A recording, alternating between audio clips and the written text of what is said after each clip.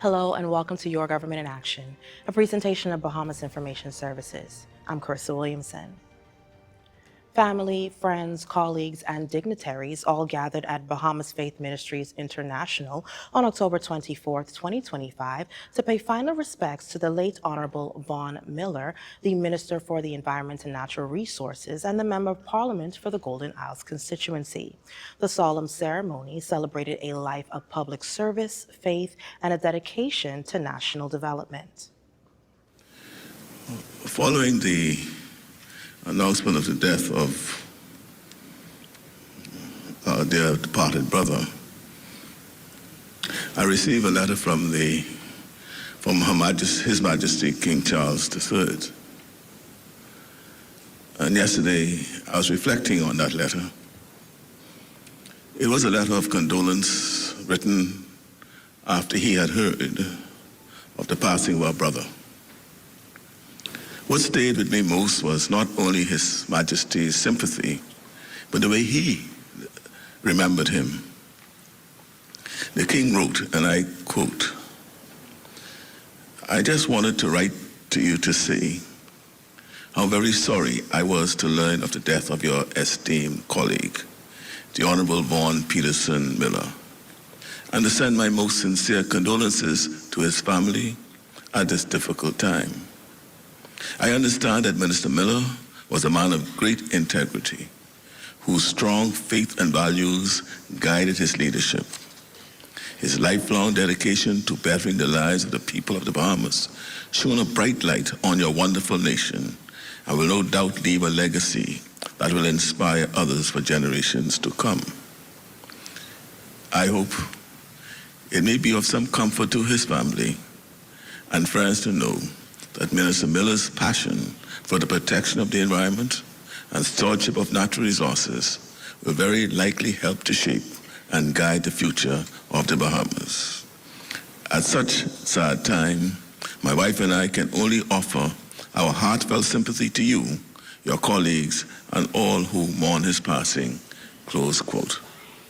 Those were the words written to me by King Charles. But those words captured what so many Bahamians felt about Vaughn.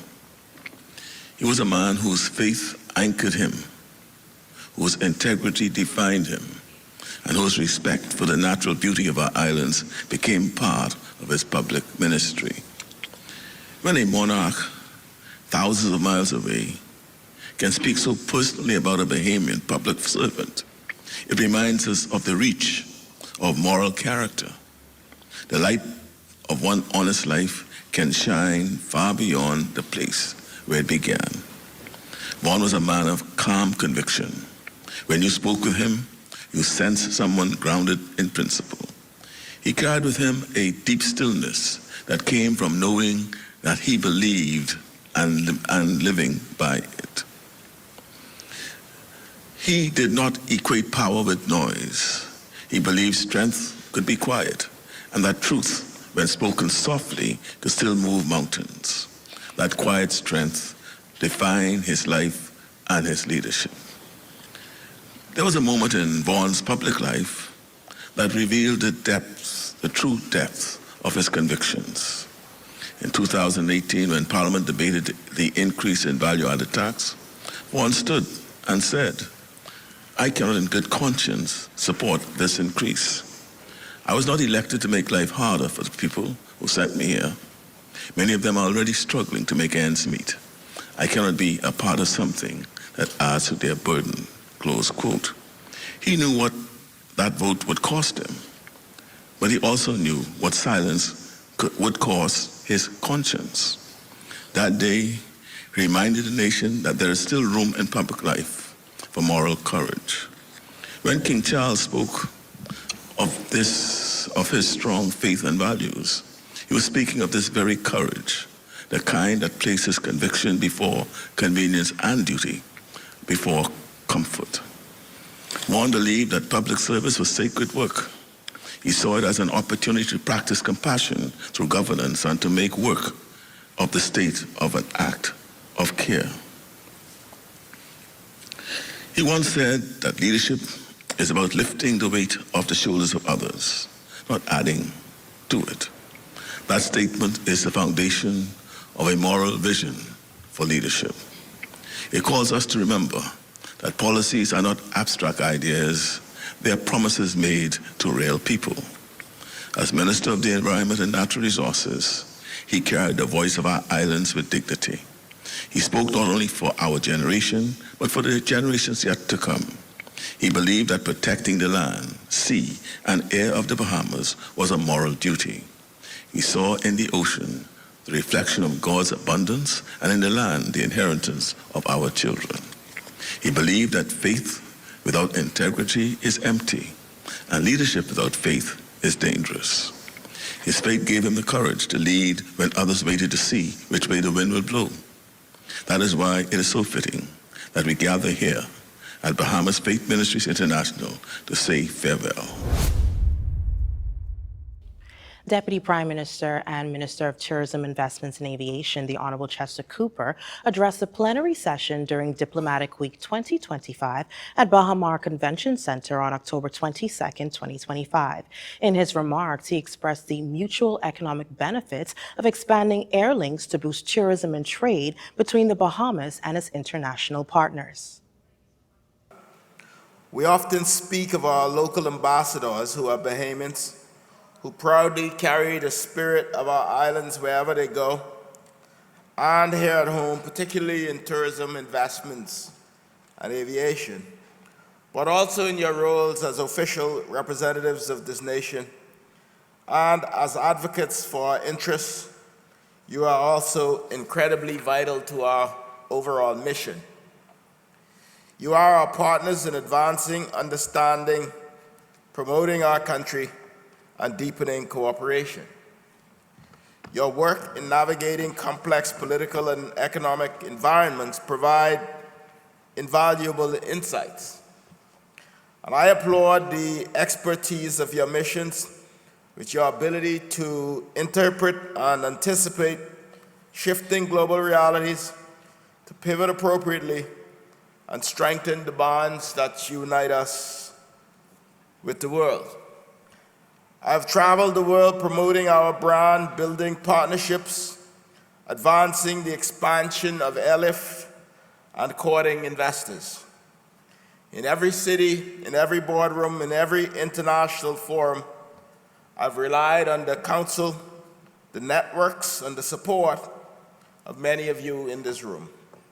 And today I say thank you, but I also call again on you, Bahamian diplomats abroad, to redouble your efforts to deepen linkages in our principal industry, tourism, which fuels so much of our economy and indeed shapes our political and social framework. I like to say that tourism is the lifeblood of our economy, and aviation is the oxygen that it needs.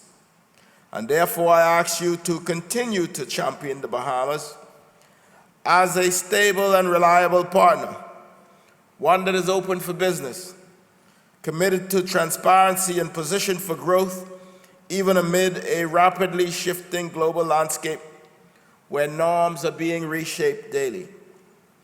And I urge you to continue to remain at the cutting edge of economic and political developments, to guide us to new frontiers for investments, to open new markets for trade, and to serve as conduits through which opportunity flows amongst our nation and the nations of the world.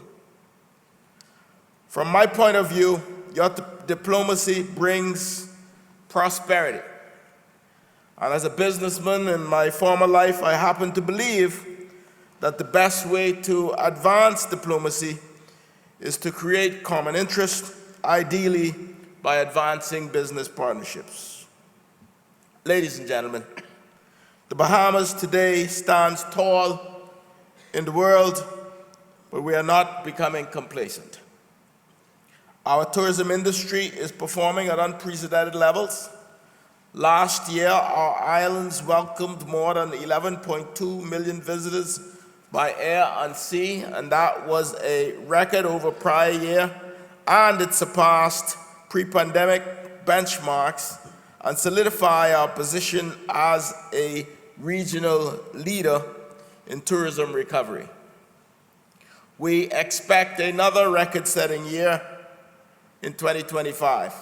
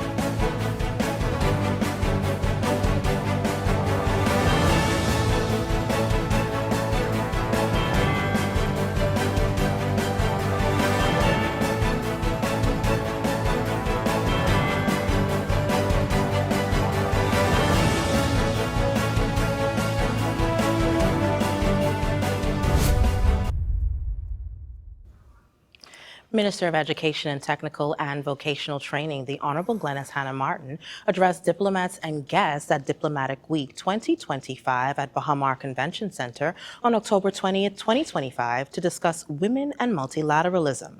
Minister Hanna-Martin encouraged inclusive leadership and women's participation in shaping global policy. Women who make up at least half of the global population, and here in the Bahamas, more than half, we are nevertheless underrepresented.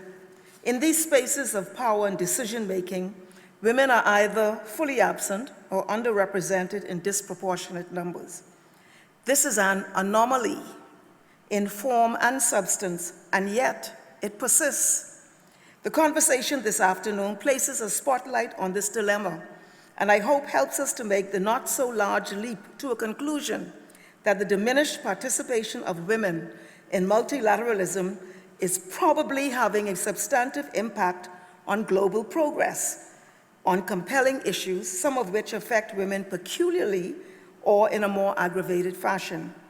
It is my hope that we move collectively from this spotlight to concrete intentionality, to a reality where women as a matter of policy and uncompromising mandate are integrated fully into the process of governance locally, nationally, and globally, including the sphere of multilateralism. This appears from any rational viewpoint an approach to multilateralism which is thorough, comprehensive, sensitive, and progressive.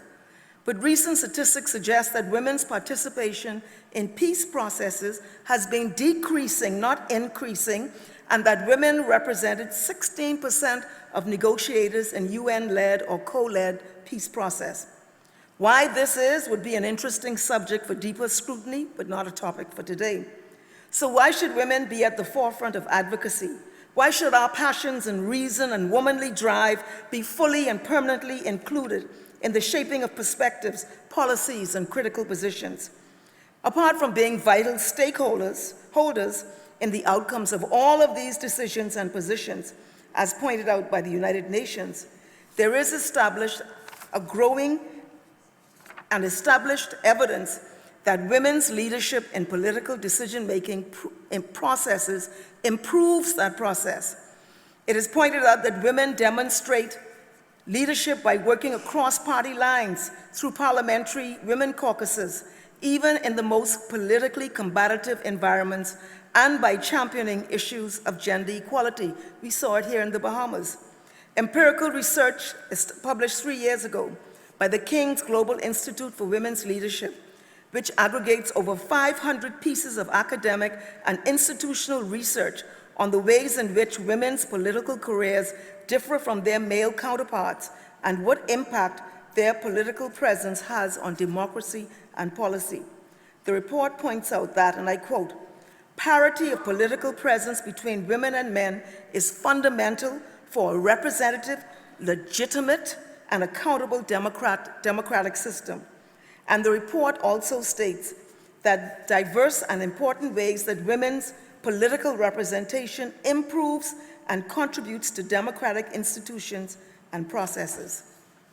This report presents a synthesis of existing English language evidence from 1995, the year of the Beijing World Conference on Women, to 2020, surrounding gender, representation, and democracy from a wide range of perspectives, derived from heterogeneous cultures and political structures around the quality of democracy, and bring about policy changes which benefit women.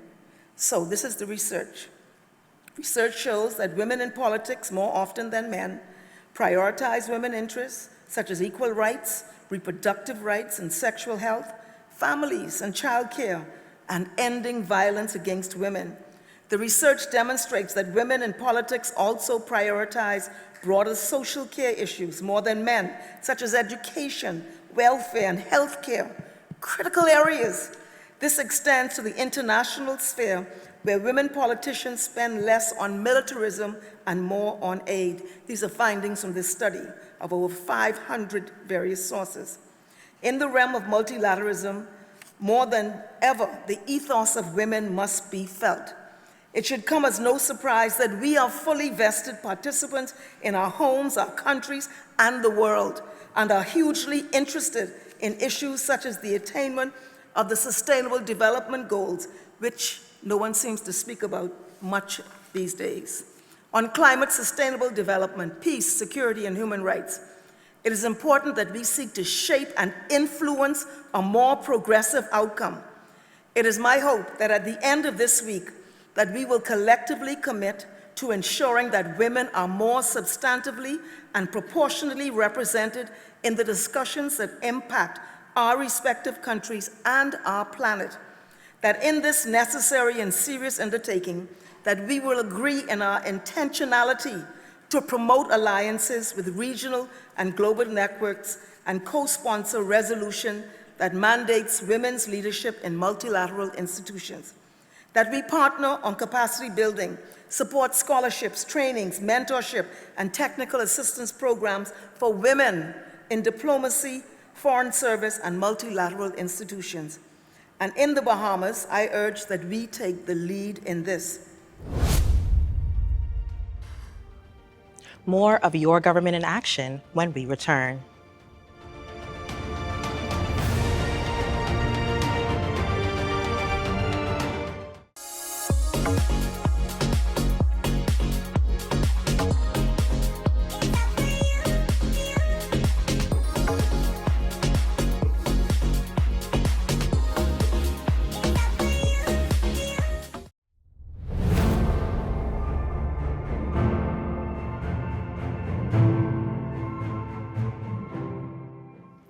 Welcome back.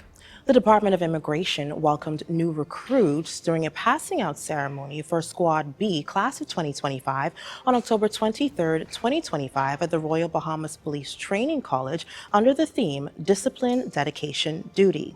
The event marked a culmination of months of intensive training and official induction of new recruits to the service. With diligence, discernment, you are also an ambassador. And that is a difficult balance to achieve. You must be able to detect the terrorists from the ordinary visitor. You must be able to detect human smuggling. You must be able to detect those who are coming in for an ulterior motive other than the lawful reason stated in their application. And at the same time, you must be an ambassador. What an extraordinary skill this role requires, because the visitors must feel your warmth, your heart, you know, that Bahamian hospitality. They have to feel it. But at the same time, you have to be on your guard. You stand at an historic threshold.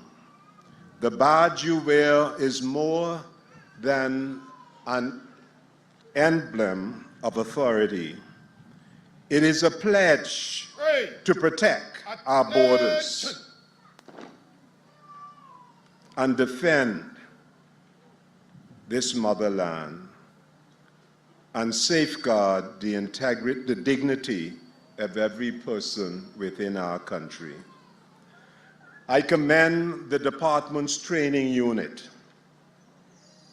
especially Senior Immigration Officer Nadia Balfour and her extraordinary team.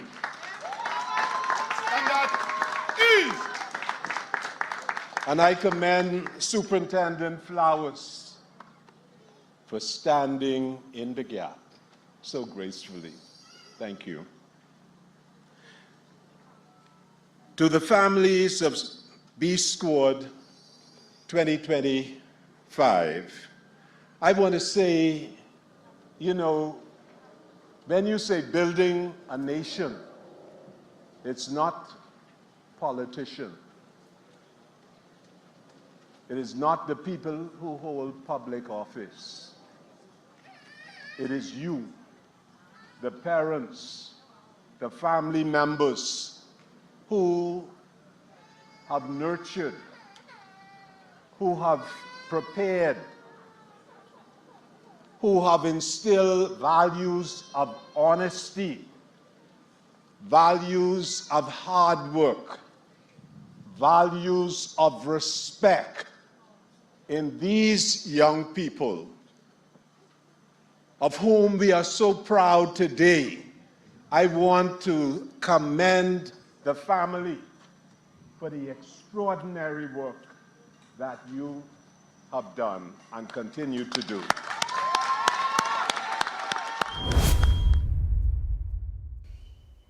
And now it's time to take a look up north with our Northern Service.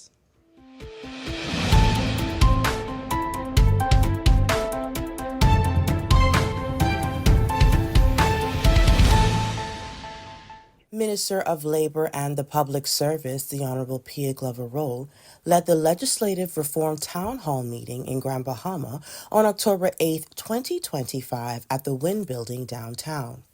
The session informed residents about the National Tripartite Council's efforts to create a more balanced, modern, and inclusive labor framework, including proposed amendments to the Employment Acts and the Industrial Relations Act. We want to understand a simple truth tonight, and a powerful truth. Labor laws affect every one of us. Everyone. And I always give a little precursor to say, when I was a human resources executive, and that was for over 2 decades, I remember saying, I don't quite understand the way that this law reads in some components of our Employment Act, which meant there were issues of interpretation, there's issues of ambiguity. And if I, as an HR professional, couldn't quite determine how we should apply certain clauses, I know I'm not the only one in the room. So it's important when we take positions where we can make changes. And they say I'm a policy maker. So that means I should affect policy positively. We should affect policy from lived experiences. And if you are in a position to improve anything, you should do that. So this was a part of that process. This is a part of whenever my contract expires and I end back up to being an HR executive again, maybe one day, I don't know, that I'll be able to operate from a place of ease because I would have assisted or been a part of fixing something that required some reform. So that's the personal story that's attached to this. Whether you're an employee, whether you're an employer, whether you're a union member, or someone just entering the workforce, the Employment Act and the Industrial Relations Act touch your life in meaningful ways. These laws shape the world of work, not only in the Bahamas, but by extension, as we look at remote work, maybe work for workers who are Bahamians even around the world. And as the world continues to evolve, so must our legislation.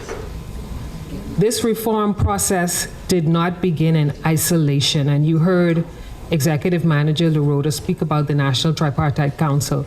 That is where this process began in its embryonic phase, where the National Tripartite Council, which is a council that represents the tripartite, the government, the employers, and the employees, did the foundational work to get us to our white paper before we went to we went to stakeholder consultation in July of 2024.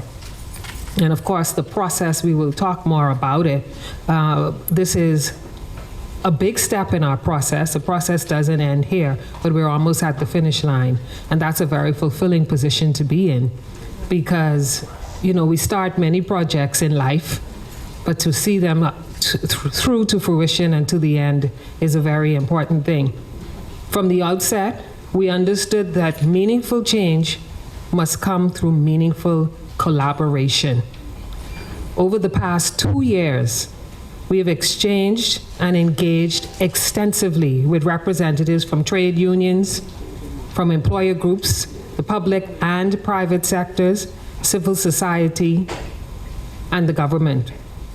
For your Government in Action Northern Service, I'm Carissa Williamson.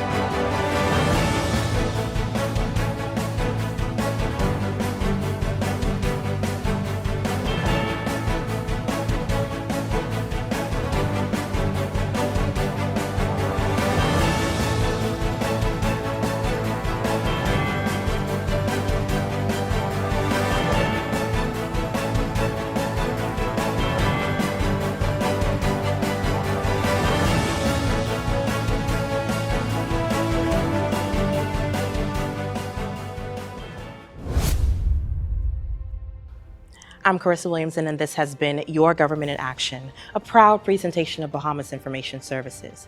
Join us on Tuesday evenings, where we bring you highlights, coverage, and information as we continue to do what we do best, linking people and government.